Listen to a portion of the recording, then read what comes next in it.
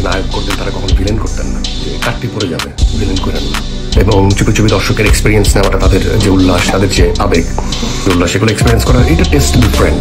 তুফানে সাকিবের look copy করা এবং সাকিবকে নিয়ে সমালোচনা হলে তার টেস্ট ডিফারেন্ট, ফেসবুক লাইভে বললেন আফরান নিশো। এ বিষয়ে বিস্তারিত জানতে ভিডিও সম্পূর্ণ দেখুন। তুফানের জোয়ার যখন চারদিকে তোলপাড় করে দিয়েছে, সেই মুহূর্তে আফরান নিশোর মুখে শুনতে হলো বিভ্রান্তিকর কথা, যা শুনলে সাকিব ভক্তরা রেগে ফায়ার হবে নিশ্চিত। এই সিনেমার ট্রেজার প্রকাশ করার পর থেকে ছোট থেকে বড় সবাই প্রশংসা করছেন। নেটিজেনরা মনে করছেন বাংলাদেশে এত ভালো সিনেমা নির্মাণ করা সম্ভব, সবাই অবাক হয়েছেন। কিন্তু কিছু গুণী নির্মাতা, অভিনেতা ফাপড়বাজরা পড়ে থাকে সাকিবের ভুল ত্রুটি ধরার জন্য। তবে এই তালিকায় যুক্ত হলেন নাটক অভিনেতা আফরান নিশো। তিনি মনে করেন কেজিএফ অ্যানিমেল ছবি থেকে তুফান সিনেমার লুক চুরি করা হয়েছে, সাকিব কপিবাজ নাই। নিশো হয়তো ভুলে গেছেন, তাকে আমার মতো বলতে চাই, 25 কোটি বাজেটের তুফান সিনেমা যদি নিশোর কাছে 80 কোটি টাকা বাজেটের কেজিএফ অথবা 100 কোটি টাকা বাজেটের অ্যানিমেল মনে হয়, তাহলে তো আমাদের তুফানই সেরা। কম টাকায় তুফান সিনেমা হলেও কেজিএফ অ্যানিমেলের স্বাদ পাবে দর্শকরা। তাহলে কেজিএফ অ্যানিমেলের পরিচালকদের চেয়ে আমাদের রায়ান রাফি